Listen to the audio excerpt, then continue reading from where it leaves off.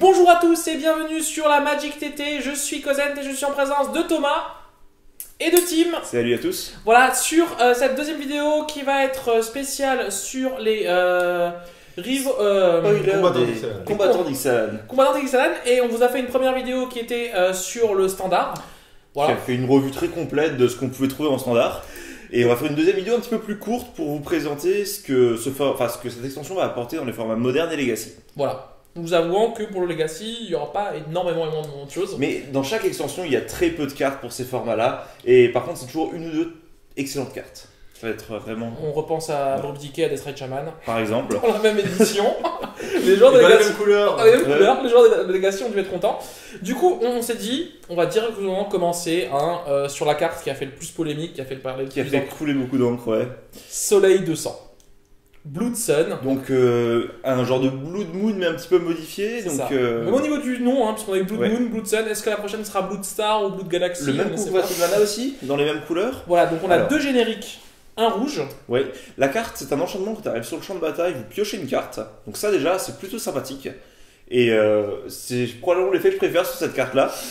Et je vous laisse présenter la suite. Alors c'est une carte qui te dit que les terrains en général n'ont pas de capacité. Perdent leur capacité, à part les capacités de mana. Donc c'est-à-dire qu'en gros, les fetch ne fetch plus, les manlands ne se transforment plus en terrain, les casse-lands ne cassent plus les landes. Alors pour les manlands, ils arrivent également au jeu dégagé. Ça c'est le petit avantage. Alors ça a le même effet que depuis la nouvelle règle, pour ceux qui suivent, il y a environ 2 mois, il y a eu un errata sur Blood Moon qui fait que les effets qui étaient des effets d'arrivée en jeu comme Az, comme par exemple Caverne des âmes qui nous permettait quand même de dire un type de terrain, ou les Ravland, voilà. On pouvait choisir de perdre 2 points de vie pour que notre montagne arrive en jeu dégagé. Maintenant on annule tout. Du coup les lands qui arrivent engagés arrivent dégagés, les fast lands ils vérifient plus s'il y a 3 terrains, les Ravland arrivent dégagés tout de suite. Du coup ça c'est le même effet. Donc sur les deux cartes c'est ce nouveau wording. Par contre, l'effet qui est différent ici, c'est qu'on peut toujours avoir nos manas de couleur par rapport à nos bilans. On coupe juste les effets qui sont autres.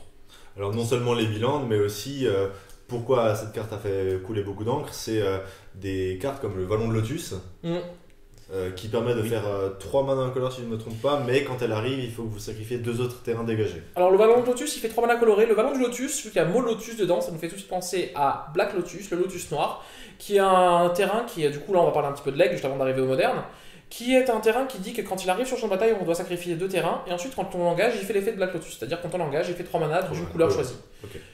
Du coup l'effet d'avoir cette carte, du coup on peut le mettre, on n'a pas besoin de sacrifier les autres lands, et on a notre Black Lotus. Il y a l'autre terrain, j'ai oublié ce nom, où il fait le même effet, il faut sacrifier des lands à côté, et lui il fait 4 incolores. C'est ça.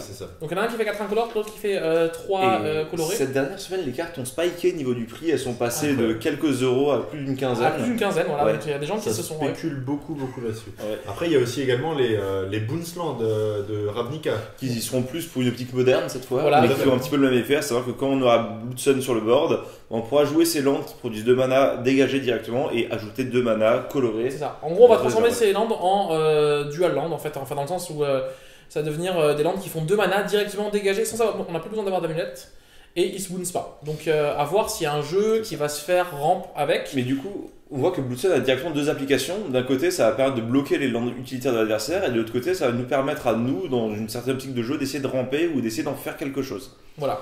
Alors du coup, on va commencer par le Legacy, ça va être plus simple, ça va faire moins couler, ça va faire moins débat. Dans le Legacy, ça va être simple, ça va se voir dans 2 types de jeux. Le premier type de jeu, ça va être Mono Red, qui va pouvoir en fait simplement avoir une Blood Moon numéro 9 à 12. C'est ça. Ah ça va permettre de bloquer encore plus les jeux adverses, ça va couper les Wastelands et les Fetch qu'on trouve dans quasiment tous les decks, peu de choses près. C'est ça, c'est-à-dire qu'en va on avait 4 Magus, 4 Blood Moon, maintenant on va avoir 4 Magus, 4 Blood Moon, 4 Blood Sun. Voilà, avec le bénéfice de pouvoir piocher une carte, qui fait toujours plaisir. Exactement. Dans d'autres jeux où ça va se jouer dans des sides de jeux qui ont accès un peu au rouge, des jeux tricolores, même jaune, on va dire Punishing Jaune et compagnie, enfin pas Punishing, mais pour pouvoir bloquer des match-ups qui sont super compliqués comme les match-ups land. Bah moi en tant que joueur de land, je vous avoue que la carte me fait un petit peu peur parce que autant sous Blood Moon, vous avez juste à avoir votre basique forêt, vous pouvez faire des choses, autant là, ça va quand même bloquer énormément de choses. Vous allez à la moitié de vos plans de jeu qui vont tomber à l'eau, et c'est un peu effrayant. Parce que c'est vrai que là, au moins l'avantage de Blood Moon, on va dire, c'est que même si on a des fetch ou même si on a des lands comme Dark Depth ou Maze ou Maze of It, ouais. bah ça se transforme en mana. Du coup, on a du mana. On peut faire quelque chose avec ça. Là, on fait pas de mana du tout. C'est-à-dire 0 mana. C'est-à-dire que le mec en face, il a des fetch. Bah, sur Blood Moon, tu fais bon, je fais un rouge. Voilà, donc il suffit d'avoir un coloré. Et du coup, tes génériques, tu les payes avec ton rouge. Et puis, l'avantage de Blood Moon, ou le désavantage, c'est que quand on joue la carte, on a des chances de se bloquer soi-même aussi. Ouais. Sauf quand on joue un deck mono rouge. C'est ça. Et parfois, il y a des decks 3, voire 4 couleurs Legacy qui se mettent à jouer Blood Moon. Et donc, ça va ralentir leur propre plan de jeu. Donc, nous, on a le temps de revenir et de trouver des solutions. Là, avec Blood Sun, c'est pas forcément le cas parce qu'ils ont toujours accès à tout leur land. Et donc, ça va peut-être créer un petit L'autre déséquilibre. problème qu'on peut voir aussi, c'est que Blood Moon, si vous fetchez, même en réponse à Blood Moon, si vous avez un terrain, si c'est pas un basique, ça reste une montagne. C'est ça. Alors que là, vous pouvez fetcher sur Blood Sun, C'est une carte vous qui a avez l'air- votre bilan, quoi. Qui a l'air plus faire. C'est une carte qui a l'air vraiment faite pour qu'on puisse continuer à jouer à Magic. C'est vrai que le problème de Blood Moon, c'est que c'est des fois ça a stoppé des parties, mais pas dans le sens où l'adversaire peut plus jouer, dans le sens où les deux joueurs se retrouvaient en mode je ne peux plus Je jouer. pioche à toi, je pioche à toi, je pioche à toi. J'adore Blood Moon. Jusqu'à trouver une solution, mais Voilà. d'un côté comme de l'autre, et c'est un Là- peu un non-match. Voilà, là du coup la seule chose qu'on veut bloquer c'est les choses un peu unfair qu'on peut faire avec les landes, mais on veut permettre de continuer à jouer à Magic, c'est-à-dire jouer toujours des landes, faire du mana. Alors maintenant on va passer à la phase qui fâche, le moderne. Oui. Voilà, il y a des gens qui y croient pas, il y a d'autres gens qui y On croient. a des avis qui divergent, même entre nous trois. C'est ça. Déjà, c'est. Donc moi l'application je la vois dans environ deux types de decks. Le premier type de deck c'est un jeu que vous avez peut-être oublié mais Tron. Alors c'est vrai que ça... qui représente quand même 7% du méta en ce moment. mais RG Tron, c'est ça, ça. Donc vous avez peut-être oublié parce que c'est vrai qu'on a l'habitude en ce moment de voir mono vert Tron ou vert noir Tron. Ou Eldratron. Ouais, le Dratron. Et c'est vrai qu'on a oublié qu'à la base, toute base, Tron, c'était quand même du vert rouge. Et du coup, en fait, là, on va se dire, c'est bizarre. Un enchantement qui est censé bloquer les capas de land, finalement, ça aide un jeu qui cherche à ramper. Puisque finalement, ça bloque pas le Tron. Donc, du coup, on peut continuer à faire nos 7 mana. Parce que c'était quand même 7 mana. Mais par contre, en side de Tron, pour 3 mana, on a un cantrip qui nous fait piocher un. Donc, avancer vers autre chose. Et qui en face va bloquer les Ghost Quarter, les champs de ruines, les Tectonic Edge, et même les manlands adverses qui peuvent nous saouler. Les champs de ruines. Les champs de ruines. Field of Ruin. Tu l'as dit. Mhm. Non, Ok, non, d'accord. Je voulais rajouter parce que je suis fan de cette carte. Il est fan de cette carte parce que du coup ça oblige l'adversaire à mélanger. C'est bon. Donc voilà, donc du coup en fait c'est une carte de side que moi je vois en side de Tron. C'est vrai qu'il y a même certains articles de joueurs pro qui ont fait des listes de RG Tron avec 4. Alors ça elle est un peu fort quand même. 4 Woodson en side. Ouais, c'est juste pour la hype du début. Ouais, c'est ça. Moi, je suis un petit peu moins pour ça. Déjà parce que. Parce que le le land. En moderne, non. Mais le rouge dans Tron en ce moment, c'est surtout pour. Enfin, ça a toujours été pour Pyroclasme. Et j'ai l'impression que Pyroclasme est un peu moins fort en ce moment. Et autre chose, quand on est joueur de Tron, qu'on est sur le play, on veut toujours faire Tron T3 pour avoir notre carte ou alors une grosse menace. Et je pense que c'est un choix entre ça ou Blood Sun. On préfère quand même faire Tron T3 et pouvoir jouer Bien ça. sûr. Alors ça, vous voyez, c'est la réponse d'un joueur qui a été traumatisé par Tron toute sa vie. Parce que dans sa tête, Tron fait forcément Tron T3. C'est obligé, il ne fait J'ai jamais vu autre chose. moi. Voilà. Donc Et non, généralement, ils ont soit de Karn, soit de Durancoil. J'ai jamais compris. donc non, Tron ne fait pas toujours Tron T3. C'est ce que le jeu cherche à faire. Par contre, si vous faites pas Tron T3, arrêtez de jouer le pack. Vous êtes un mauvais joueur de Tron. Donc dans le cas, je parle aux mauvais joueurs de Tron. Si vous faites pas Tron T3, surtout sur la 2 où vous allez chercher des fois à avoir une manière de jouer un peu plus, on va dire, moins all-in parce que vous savez qu'il va y avoir de la hate. Et bah franchement, Blood Sun c'est quand même une carte qui est très bonne si vous voulez revenir à RG. Ensuite, d'autres packs sur lesquels les pros essayent en ce moment de jouer, c'est les packs UR. Alors pourquoi sur les packs UR à la place de Blood Moon qui jouaient Blood Moon avant? Parce que déjà les packs UR qui jouaient Blood Moon, ils en jouaient juste 2 des Blood Moon, voire 3, parce que ce qui se passe souvent c'est que quand on joue UR et qu'on se prend une Blood Moon, et ben on a nos 4 cryptiques commandes dans le pack qui sont... Ouais, parce qu'il faut quand même aligner 3 landes de base qui sont bleues, et c'est pas évident de fetcher correctement et de séquencer ses plays dans C'est le ça. Donc du coup il y a des versions qui sont sorties là de UR Moon, enfin qui vont jouer UR Breach par exemple, UR Kiki, qui vont jouer à la place de Blood Moon, jouer Blood Sun, dans le sens où on va essayer de te bloquer tes fetch, on va essayer de te bloquer tes landes un peu bizarres, pour me laisser le temps à moi, voilà, vu que je suis un peu joueur de contrôle, je vais pas me faire attaquer par des manlands ou des autres choses, et derrière, je pioche une carte, je cantrip, et moi je vais pouvoir avoir le temps de placer mon Through the Breach et autre chose en fait contre ce genre de jeu là. Ouais, tu vois, je me dis qu'une carte comme Talia V2 qui coûte aussi 3 mana et qui globalement bloque un peu les fetch ou les ralentit fortement, n'a pas vraiment percé. Alors j'ai du mal à voir si ça percera vraiment beaucoup. Le truc Talia V2 dans bleu rouge c'est un peu dur. C'est ça évidemment. C'est une créature aussi, c'est plus faible qu'un enchantement, c'est plus sensible. Mais je me Et ça fait pas demande pécher, si, hein. Ça fait pas pécher. En fait, on oublie souvent cette petite ligne et je pense que sans cette petite ligne, on parlerait même pas de la carte. C'est ce que j'ai dit au début de la vidéo, c'est ce que je préfère encore dans la carte. C'est que du coup, ça se remplace. C'est-à-dire que même si on empêche une deuxième, parce que le problème de Blood Moon, c'est bon, voilà, 2, 3, tu fais bon, carte morte. Là, du coup, au pire, tu vas pêcher en late game, bah, ça se rentabilise. Et du coup, il y a même des versions de UR qui jouent sans fetch, du coup, pour pas se. Du coup, qui vont jouer les fast land, les check land, et du coup, on perd même pas l'effet de plus pouvoir fetcher en fait. Donc voilà, c'est une carte qui a fait parler beaucoup d'encre. On verra derrière s'il y a des gens, comme on en parlait avec les cartes roulantes, qui arriveront à faire un nouveau type de deck et à break la méta. Après, ça pas. C'est vrai que concrètement, je veux dire, à part les manlands pour se protéger un petit peu et les fetch, mais que tu peux toujours fetcher en réponse, parce qu'en moderne, t'as quand même beaucoup moins tendance en legacy à garder tes fetch pour les fetch shuffle. C'est ça. Ouais. Bah, ça bloque quoi? Ça bloque à la recherche d'Ascanta. Enfin, Ascanta, Et... mais je veux dire, voilà, ça bloque pas un milliard de trucs non plus. C'est sûr. C'est vrai, mais bon. Après, on va voir si l'avenir nous le donne dira. raison Tout à fait. À l'un ou à l'autre. à l'un ou à l'autre. En continuant, en parlant de cartes, du coup, qui a fait, qui est Un peu jouable, jasé, ouais. qui est jouable. On va parler de jouable. Il y a une petite bête qui est assez sympathique. Et c'est vrai qu'on va parler pas mal de decks humains en ce moment dans Moderne. Et là, c'est un humain qui est du coup la maraudeuse. Alors attention, le nom là. En français, ça vend du rêve. Ça pourrait être un titre de film. C'est ça quoi. Maraudeuse à la voile volante de guerre. Voilà donc. Petite musique de Pierre des Caraïbes dans le fond. Ça va être parfait. Donc on tient une créature bleue. Et alors du coup, c'est pour un incolore, un générique, un bleu, une 2-1 vol. Donc c'est honnête. C'est un bon body. Qui a un petit effet qui est sympa, c'est qu'au moment où elle attaque, donc avant les blocs, tout court au moment où elle attaque, on choisit une créature que l'adversaire contrôle et on la transforme en 0-1 sans capacité. Sans capacité. Jusqu'à la fin du tour. Hein. Jusqu'à la fin du tour. Donc déjà, quand elle attaque et qu'il y a un bloqueur qui vole en face, on va pouvoir enlever cette capacité de vol et pouvoir passer. Ça, c'est une bonne chose. Et s'il y a des créatures qui ont des effets ennuyeux ou qui ont juste un body trop gros, ça peut aussi être un bon plan pour faire passer d'autres bêtes à côté. C'est ça.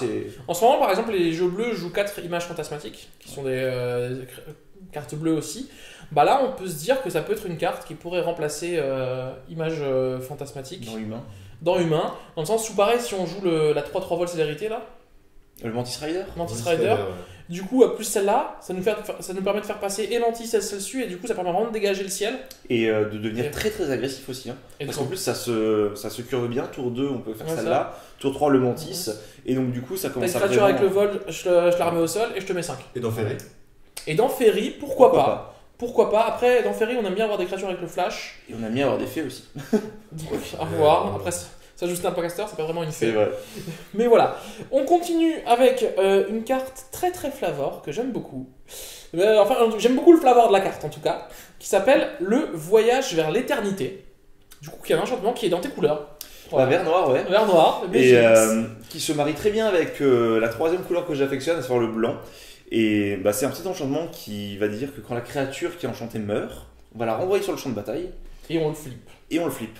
Alors, le flip, on en parlera plus tard. Déjà, le seul fait de pouvoir renvoyer la créature sur le champ de bataille, si on couple ça avec des créatures qui génèrent de la value, je pense à Voice of Resurgence, Témoin Éternel, Renégat Rallieur et toutes ces créatures qui sont un peu dans cette ambiance-là, vous allez pouvoir créer 2 fois leur effet et donc récupérer des sorts de votre cimetière qui sont sympas ou alors récupérer des effets qui sont sympathiques. Bien sûr. Et en plus de ça, quand ils flippent, ça devient land, donc on rampe un peu plus. On rampe. Et qui a l'effet suivant, à savoir pour 5, on engage, on peut renvoyer une carte de créature du cimetière en jeu. On réanime, pour 5 on réanime. Et donc si la créature qu'on a ramenée se refait tuer, allez, c'est reparti, on réanime et on refait l'effet encore une fois et on peut encore essayer de récupérer plus de value au travers de cette carte.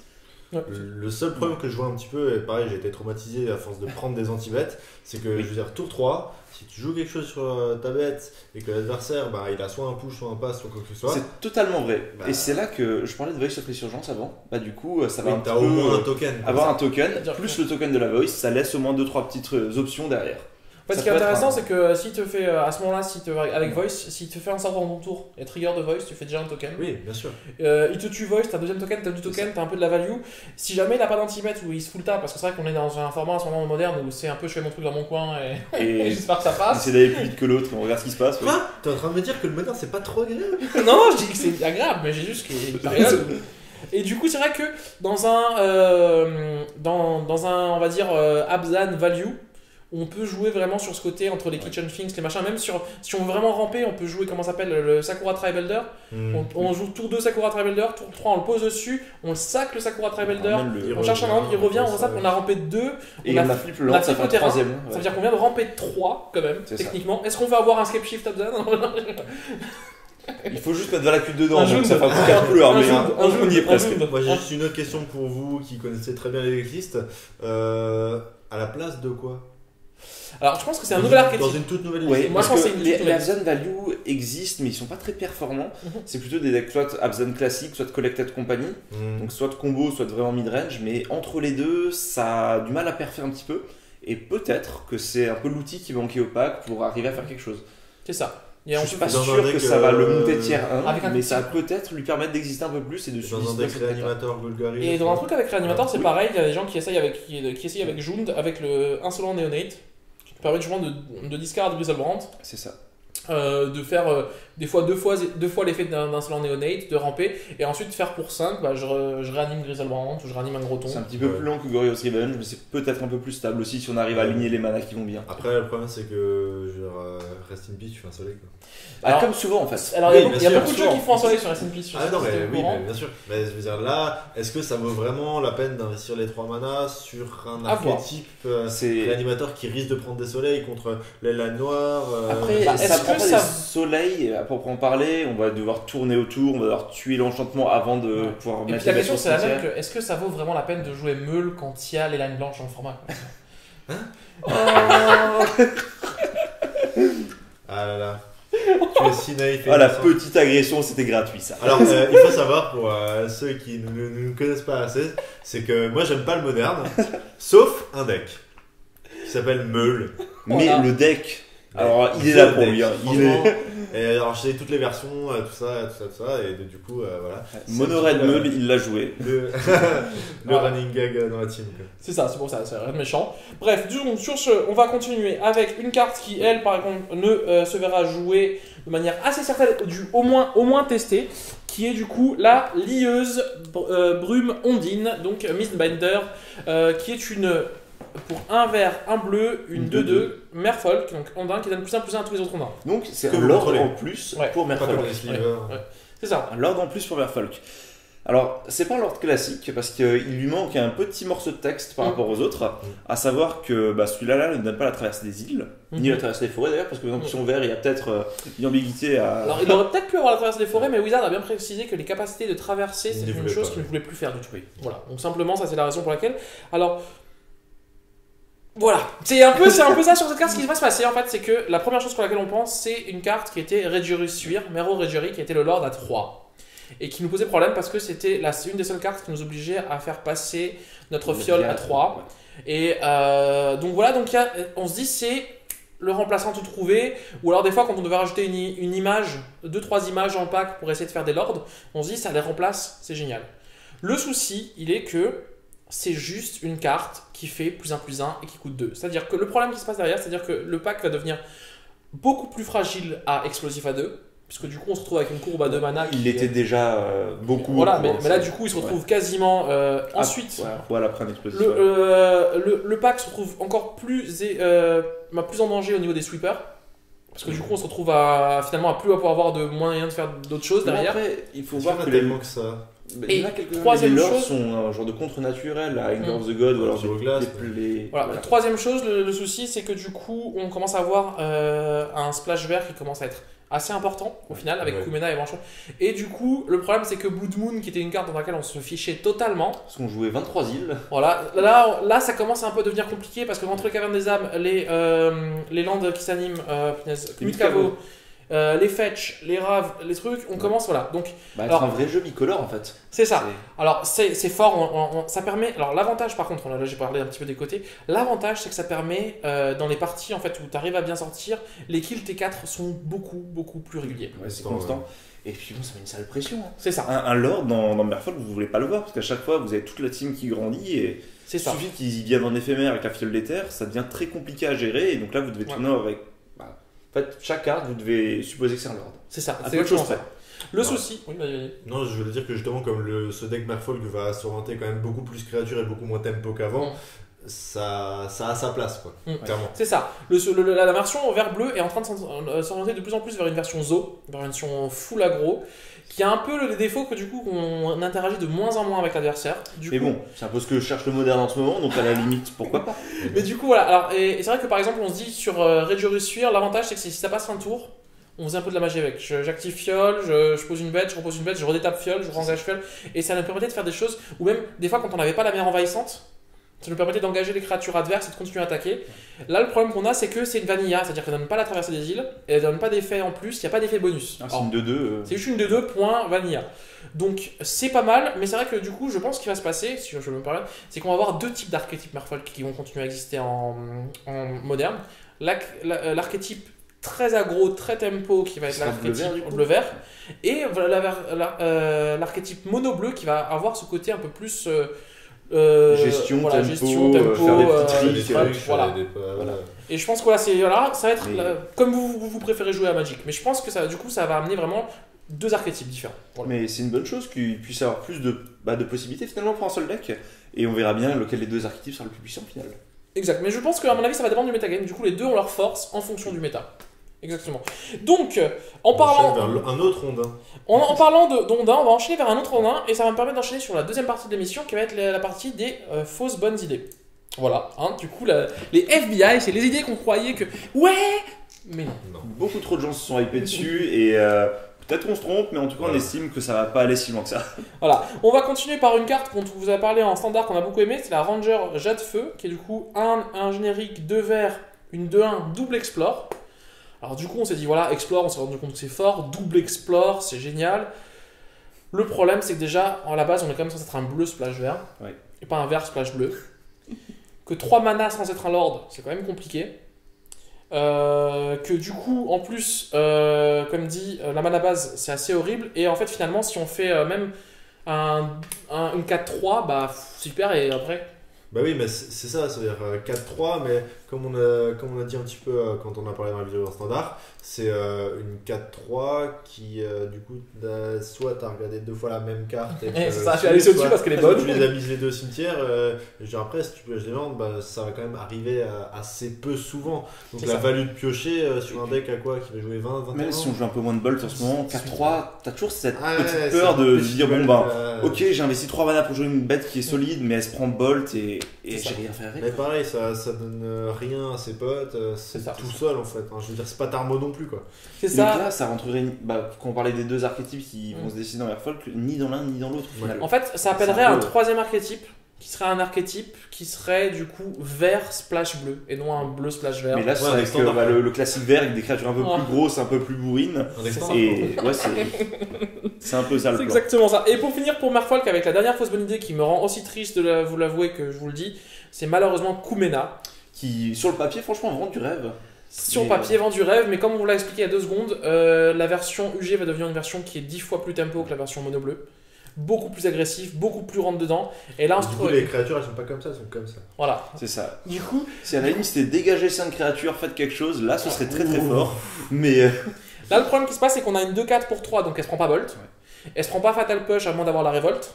Donc voilà, Donc du coup, il y a un côté cool. Le problème, c'est que les effets qui sont d'engager des ondins sont en totale contradiction avec le jeu principal. Voilà. Du coup, c'est un souci. Alors la question qu'on se pose, est-ce que ça pourrait pas être une carte qu'on rentre en x2 en side dans les match-up grindy en mode on va se regarder un peu? Pourquoi pas? Mais voilà quoi, c'est pas la carte qui va révolutionner le pack et qui va le transformer. Exactement. Donc voilà, donc fausse bonne idée. On continue avec les fausses bonnes idées. Alors, on va parler de la carte qui a, en fausse bonne idée, je pense que c'est la carte qui a fait couler plus d'encre. Ouais, est-ce qu'elle est rouge? Elle est rouge. Est-ce que c'est un Snapcaster? Ce n'est pas un Snapcaster, justement, malheureusement. Attends, il manque le mot flash, c'est ça? Il manque beaucoup de choses, malheureusement. Il manque beaucoup de choses. Dont un nom qui ressemble à quelque chose, puisqu'on a droit au casse-cou de la flotte implacable. Ah bah déjà le nom. Enfin, mage lance-vif, c'est pas... C'est vrai que c'était pas mieux. Ouais, mais en anglais, Snapcaster. Ouais, c'est toujours le problème, c'est qu'en anglais, ça passe mieux. Mais voilà, donc on a le droit à une 2-1 initiative pour un générique et un rouge qui nous dit... Bah, dès qu'elle arrive sur le champ de bataille, on peut cibler un éphémère rituel dans le cimetière de l'adversaire, et uniquement de l'adversaire, l'exiler, et on peut le jouer en jusqu'à la fin du tour. Un mana de la couleur de votre choix jusqu'à la fin du tour. C'est ça. Ouais. Du coup, en gros, on a un Snapcaster, mais avec le cimetière adverse. C'est ça. C'est-à-dire qu'en gros, si je joue contre. Pourquoi Non mais pourquoi Parce que. Sans flash Bah, t'as la fiole d'éther pour lui donner le flash à la limite. Mais au-delà de ça, c'est vachement situationnel parce que bah, tous les packs ne vont pas jouer des bons rituels ou des bons éphémères qui vont nous être utiles dans cette game-là précisément. Ouais, c'est ça, on va pas se mentir. Hein. Contre Tron, tu fais quoi, tu joues ancien Steerings? Et tu trouves un land. Je veux dire, même sur Fiole, tu perds la moitié de l'effet parce que tu peux pas jouer un rituel pendant ton tour. Effectivement. Oui, mais ça avec Snapcaster, c'est pareil. Problème, hein. Oui, non, mais à la limite, je veux dire, l'idée ce serait à la limite sur Fiole, le jouer, je prends un anti-bet, je tue ça. Mais c'est quand même très situationnel et ça demande un setup qui est très très lourd pour pas grand chose. En fait, le seul souci, parce qu'à la limite, on peut pardonner le flash. On peut pardonner le flash dans le sens où il y a énormément de fois où le Snapcaster, des fois tu vas le faire pendant ton tour parce que tu as envie de refaire un anti-bet, tu as envie de refaire un sérum. Ouais, ou un sérum, voilà. Mais je veux dire, mais là, alors donnez-nous la possibilité de le faire entre les deux cimetières. Ouais, c'est ça. Je veux dire, si tu ne donnes pas le flash. Là, le souci, car on a l'initiative à la place du flash. Ouh. Mais c'est pas ce genre de deck qui va. Le problème, c'est qu'en fait, on dépend. Et c'est toujours à Magic, si on dépend de l'adversaire, généralement les cartes qui dépendent de l'adversaire, on va pas sont rarement bonnes. C'est ça en fait. Quand on donne la possibilité d'être mauvaise en fonction de ce que joue l'adversaire, c'est-à-dire que c'est une carte qui dit que si l'adversaire il n'a pas d'éphémère rituel dans son cimetière, bah c'est une 2-1 pour 2 quoi, c'est tout. Bah, c'est à l'initiative à la limite. Voilà. À la limite. Ouais, mais. Voilà. Faut se valider quoi. Ouais, c'est ça. Pas dans Meul en tout cas. Non. Ah, ça On peut dire que ça fait Gravate, hein. Ça enlève un signe. À la limite, Et mais ça n'a pas le flash. Et contre Snapcaster, avec la fiole, en réponse. Donc voilà, c'est une mauvaise idée. On continue avec une autre mauvaise idée qui va être. Et là, je vais laisser, je pense, tout le plaisir à Timothée de nous expliquer à quel point c'est une mauvaise idée. Je sais ce que c'est. La pierre tombale silencieuse. Bah, c'est une carte qui coûte un mana et qui va dire les cartes dans votre cimetière ne peuvent pas être la cible de sort de capacité. Dans tous les cimetières. Quand j'ai lu ça en tant que joueur de cimetière, bah, je me suis dit, ça y est, on a enfin un truc qui est efficace pour se protéger des anti-cimetières. Puis j'évite d'échanter. En fait, ça va vous protéger d'une ou deux cartes, à savoir Féerie Macabre et Extraction Chirurgicale, qui en moderne ne sont pas les plus représentées. Et ça va absolument pas vous protéger de Cage du Fossoyeur, Rest in Peace et d'autres cartes comme ça.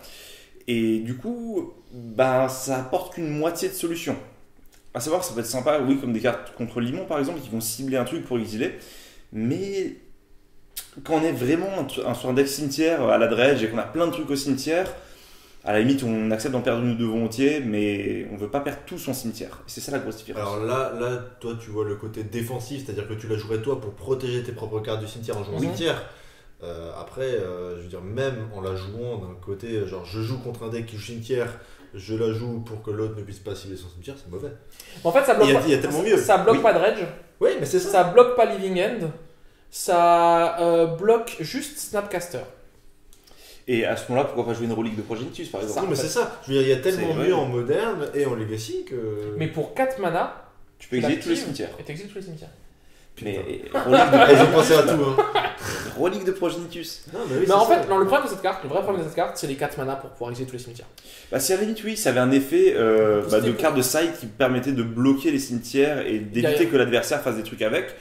Mais alors à ce moment-là, ça doit faire un truc à mi-chemin entre Cage du Fossoyeur et Relique de Progenitus. Si ça avait été 2 mana pour la casser, voilà. À la limite, il y avait des trop cher. On parlait dans la vidéo standard de power creep des créatures et je dirais là, par contre, en Enchanté Arthos, on se prend un sacré coup dans les mains. C'est sûr que c'est pas. Mais la carte, elle mérite d'être intéressante et offre peut-être un début de solution à certains problèmes qu'on a sur la Grave 8. Alors pourquoi pas? Est-ce qu'en leg c'est possible? Alors en leg, comme Féerie Macabre et Extraction sont beaucoup plus joués. Et qu'il y a. Enfin, les decks qui sont hors dredge, tu tours 1 ou 2, donc à la limite, s'il y a ça sur table, tant pis, ils perdent et voilà. Pourquoi pas? D'accord. Pourquoi dans Réanimateur du coup? Moi je pense à Land, parce que je dredge justement Life from the Loam. Après, je pense que tu as mieux, je pense que tu préfères jouer une. C'est un peu nul. Ouais, je pense que tu préfères jouer une carte qui se recycle pour piocher et dredger à la place. Donc. C'est trop réanimé quoi. Mais t'as protégé ton cimetière. Il est protégé le cimetière, il n'y a pas de. Au niveau des buildings, t'es quand même bien avec ça. Réanimateur. T1, je le pose comme ça tu ne peux pas extraction. Moi j'ai fait mon premier tournoi Legacy à Sardana, vous avez remarqué. Je taquine. Non, on se charrie, ça. Tu peux faire exhume, ça marche quand même. Tu peux encore faire exhume. Tout se passe bien. Bon, vu que Tim est chaud, on va le faire jouer. On va le faire sur une carte dont il est le seul à avoir envie de parler, qui est l'ordre de l'amiral. qui tente un counterspell pour un générique et 2 bleus. Alors, moi le truc c'est qu'avant de préparer cette vidéo, je me suis un peu renseigné sur les cartes qui étaient intéressantes au moderne. Et pour ceux qui me connaissent un petit peu, je dis souvent que le bleu, là j'y touche pas. Et du coup, moi j'ai vu cette carte, les gens étaient hypés par cette carte et je me suis dit, faudrait peut-être en parler. Et Kozen m'a fait, en fait non, c'est mauvais. Et il m'a dit, un dispel c'est mieux. Et voilà, donc je vais reprendre ces mots. Un dispel c'est mieux. C'est exactement ça. En fait, pour ceux qui voient la carte là, elle est affichée. Donc c'est un counterspell pour 3. Et que si on a attaqué avec une créature, il coûte plus qu'un bleu. Donc c'est à dire que c'est un counterspell qui va coûter un bleu que pendant l'autre tour. Et encore après la phase d'attaque. Et après la phase d'attaque. C'est-à-dire que en fait, il faut que ce soit intéressant pendant l'autre tour. C'est-à-dire que quel genre de sort peut faire l'adversaire pendant l'autre tour à part un éphémère? Rien. Donc du coup, dispel. C'est un rituel avec le flash. Ça s'appelle Alors moi, non, il peut faire une créature avec le flash. Oui, du coup, tu peux contrer Snapcaster. Je tiens à nuancer les propos de Kozen en disant que si tu joues un cube avec Unstable, la créature qui attaque pendant le tour de l'adversaire, ça devient très fort. Ça devient très fort. Le mind game qu'il y a derrière. Le problème qu'il y a, c'est que ça va être souvent un contre pour 3 et c'est tout quoi. Et le côté je paye un bleu, il est vraiment très très mauvais. Du coup, on va continuer avec les fausses bonnes idées pour un peu pas vous faire investir dans des cartes qui finalement vont finir dans un fond de classeur. Et c'est pour ça qu'on en parle un petit peu. Monsieur est envie. En tout cas, on croit. Ça se trouve, on va se tromper dans 2 semaines. Ordre de l'amiral qui va devenir staple moderne. Mais du coup, vous pouvez vous moquer de nous. Au moins. Et franchement. Donc du coup, vas-y, je t'écoute. Tu vas nous parler de Espoir Brûlant, qui est une carte pour un blanc, un éphémère, qui exile une créature dont la force est inférieure ou égale à notre... supérieure ou égale à notre nombre de points de vie. Alors c'est une carte où il y a des gens qui nous ont dit ouais mais contre Death Shadow et tout. Dans Death Shadow. Oui. Non, passe c'est mieux. Chemin vers l'exil. Je veux dire, chemin vers l'exil c'est mieux. Je veux dire. Là on parlait tout à l'heure des cartes qui se basent sur l'adversaire. Là en plus on parle de quelque chose de très facile à manipuler, c'est-à-dire des points de vie, surtout en moderne, où on peut fetcher, patati patata, manipuler son propre total de points de vie, manipuler facilement le total de points de vie de l'adversaire avec des bolts, des snaps, etc. Pass to exile, reste mieux. Mais si tu te mets à 5 tours 2, tu peux tuer des Gurmak déjà. C'est un investissement un peu vénère quand même. Ils ont pensé à tout. Voilà, donc le problème c'est que c'est beaucoup trop situationnel et on a rarement envie, même dans Death Shadows, de se mettre à 4-3 pour commencer à enfin tuer une 4-4. Généralement, on va se mettre quelque part entre 8 et 12 pour que Death Shadows soit suffisamment fort et qu'on soit suffisamment en point pour résister. Sauf avant une phase létale où des fois on va se mettre des Après, si je peux me permettre de faire la transition, ça tue très bien Ghalta. Ça tue très bien Ghalta et on va en parler aujourd'hui, la fausse bonne idée, qui est donc Ghalta, qui est toujours une 12-12 Trample pour 10 génériques et 2 verts, et qui nous dit qu'elle coûte un générique de moins pour la force des créatures qu'on contrôle. Et le Smasher il fait petit à côté. Hein. Donc du coup, alors voilà, les gens se sont hype, et c'est vrai que c'est une carte, on se dit, ouais, mais dans Monogreen Stompy, dans Monogreen Dévotion, tu mets tour 1, une 1-1, tour 2, t'as 2-2-2, ou une 3-3, une 2-2, tour 3, t'as une 4-5, tour 4, tu peux la sortir. Le problème, ça veut dire que ça demande un setup où on va devoir notre créature tour 1, notre créature tour 2, notre créature tour 3, que les 3 survivent, et qu'enfin en tour 4, on puisse la sortir. Et qu'au moment où on la sort, passe to exile. Après, tu as aussi peut-être une option avec, je sais pas, je pense à Become Immense par exemple, un +6/+6 qui vient de nulle part pour réduire le coût de mana. Ça a le delve, ça permet d'essayer de la caster plus facilement. C'est plus facilement, je pense, castable avec effectivement des boosts, des cartes qui font on va dire du boost avec une carte et pas avec un setup immense de devoir pouvoir placer un Ou alors dans Monogreen, l'aspect de l'hydre, c'est-à-dire qu'il faut avoir quand même assez de dévotion sur le champ de bataille. C'est ça. Alors c'est compliqué à caster, c'est un setup qui est lourd, mais si la créature arrive. Et là. En side d'infection. Plus 4/4, Become Immense, 12-12 pieds finement. Et dans Elf. Et dans Elf. Alors dans Elf, en fait, à partir du moment où t'as 12 de force sur le board, généralement c'est que t'as environ 30 tu trouves un Ezuri et après tu te débrouilles pour gagner. Ouais, non, on est d'accord. Voilà, donc c'est pour ça que c'est... Je voulais dire encore quelque chose. En parlant d'Elf, ça nous fera une très bonne transition d'ailleurs. Ouais, non, vas-y. En parlant d'Elf, on va faire une très bonne transition avec la carte qui paraît être une fausse bonne idée, alors peut-être on se trompe, mais qui est Ualti, qui est du coup un Planeswalker qui coûte 2 génériques, 1 vert, 1 blanc, qui arrive avec 3 marqueurs loyauté, et qui dit pour 1 marqueur son +1, et les deux seules choses qui nous intéressent, c'est le +1 et le -8, Son plus 1 nous fait avoir un marqueur loyauté en plus pour chaque créature qu'on contrôle. Ouais. Donc c'est-à-dire qu'en gros, on peut arriver très très vite aux 8 marqueurs loyauté. Et ça va peut-être être le premier ulti qu'on va faire Le tour de, d'après. façon, En fait. de façon récurrente. Et du coup, le -8 nous dit qu'on a un emblème qui fait qu'à chaque fois qu'une créature arrive sur le champ de bataille, on pioche une carte. Ouais.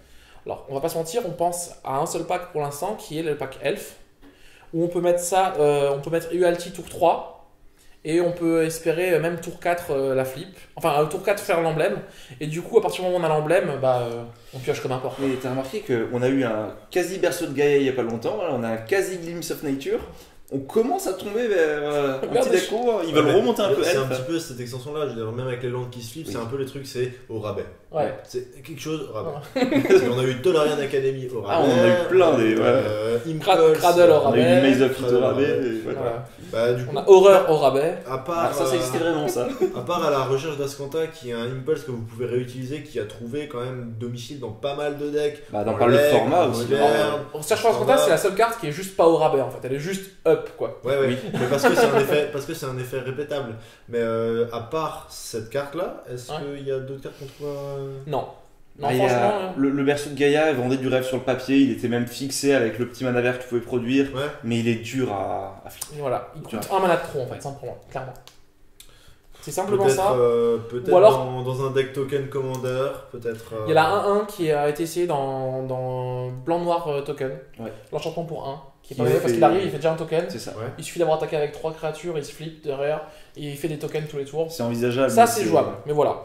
On continue avec les cartes qui sont des fausses bonnes idées. On arrive petit à petit à. On les a toutes faites là, quasiment. À la fin, je crois qu'on a. Attendez, on les a même toutes faites en fait. Et bah voilà, c'est ce qui me semblait.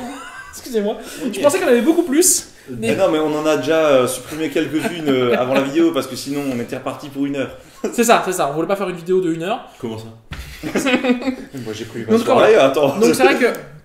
Si on fait un petit récapitulatif, c'est vrai que finalement les cartes qu'on va voir en moderne, à part 2 ou 3, ça n'a pas l'air de... Mais après, dans chaque extension c'est comme ça, il y a toujours 1, 2, 3 cartes qui vont percer le moderne, un peu moins le legacy, etc. Ouais. Après, il y a des éditions qui sont plus riches pour legacy et le moderne que d'autres. On pensera à Khans of Tarkir, qui était beaucoup trop riche d'ailleurs pour le legacy et le moderne. 2 bannes, qui a apporté des 2 bannes directement. Mais là, c'est vrai que du coup, depuis Ixalan, qui sont peut-être des bonnes éditions, en tout cas pour le standard, en tant que joueur de Modern et Legacy, je vous avoue que ça vend, pour l'instant, pour les formats Eternal, ça vend pas du rêve. Voilà. Après, voilà. C'est très flavor pour les joueurs qui aiment le scellé, qui aiment le draft, qui aiment le standard. Ça a l'air très sympa. Ça a l'air super sympa. Voilà, franchement, ça a l'air une édition. Si vous êtes un joueur de standard de T2 limité, vous allez vous éclater. C'est super flavor, c'est avec des dinos, vraiment c'est cool quoi. Le lore est super génial. Et ça, franchement, à drafter, moi j'ai hâte. Personnellement, Au niveau power level, moderne, legacy.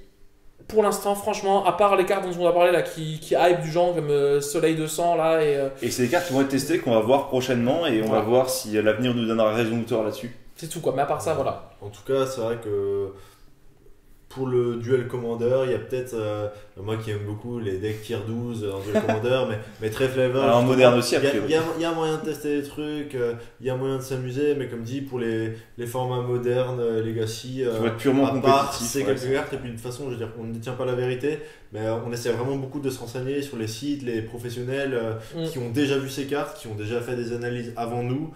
Peut-être de manière moins complète et de manière moins fun et surtout pas forcément en français. Voilà, ils ont déjà vu à peu près ce qu'on vous a donné ici et en général les pros se trompent très peu. Oui, après comme dit, franchement, nous on ne détient pas la vérité. Ça se trouve il y a une carte qui est là-dedans qu'on n'a pas du tout vu venir et qui va être totalement what the fuck. Nous on vous donne juste notre avis, c'est non exhaustif. Et voilà, le but c'est de faire une petite vidéo pour partager des choses avec vous et puis voilà quoi. Après, je tenais juste à dire que c'est la deuxième édition d'un bloc, donc du coup il y a peu de cartes aussi. Ouais. Et que forcément, je veux dire, comme c'est un bloc comme c'est une extension qui découle d'un bloc, ils sont peut-être un petit peu forcés 2-3 cartes à dire bon voilà, on finit le truc sans mettre des trucs abusés s'il vous plaît. Et puis ça donne des cartes effectivement qui sont jouables en limité, qui sont draftables. J'ai vu les reviews de Luis Scott Vargas sur les différentes couleurs. Il a fait blanc, bleu, noir pour l'instant. Et c'est vrai qu'il y a pas mal de cartes assez fortes en limité. En construit, malheureusement, il y a beaucoup de ces cartes qui ne verront jamais le jour, tout simplement. C'est ça, exactement. En tout cas, n'hésitez pas à faire les AP, n'hésitez pas à, quand même à... Je pense que quand la vidéo sortira, ils auront déjà fait les AP, donc Alors, on espère que vous serez voilà, oui, bien amusés pour les AP. N'hésitez pas à faire du scellé. Nous, en tout cas, d'ailleurs, on en profite pour remercier notre partenaire qui est la boutique Philibert à Strasbourg. Pour ceux qui sont dans la région Alsace, vraiment, c'est une super boutique, ils sont super cool. N'hésitez pas à y aller, à acheter vraiment vos boosters, vos trucs chez eux. En tout cas, nous, on les remercie. Et sur ce, on va terminer cette vidéo en vous disant qu'on en fera sûrement une avec Jocelyn pour les habitués sur le Duel Commander qui sera sûrement un Twitch. Comme d'habitude, vous savez comment on le fait. Je vous remercie encore. N'hésitez pas à partager, à liker, à commenter sa vidéo. Laissez-nous dans les commentaires les cartes qui vous ont plu justement lors de l'avant-première, des cartes que vous avez aimé jouer et que vous pensez voir jouer malgré nous. N'hésitez pas à argumenter. Dès qu'on les teste, on a parfois l'impression de ressentir des trucs qui sont plus puissants que ce qu'on avait imaginé. Et les synergies qu'on voit pas forcément. On oublie des combos, on oublie des autres cartes. Voilà, il y a peut-être un combo de l'espace avec une autre carte qu'on n'a pas vu. Hein. Et on l'espère d'ailleurs. Le vampire qui se dégage quand vous gagnez des points de vie et qui se. Qui faisait penser un peu à la Sentinelle des Orties en Noël.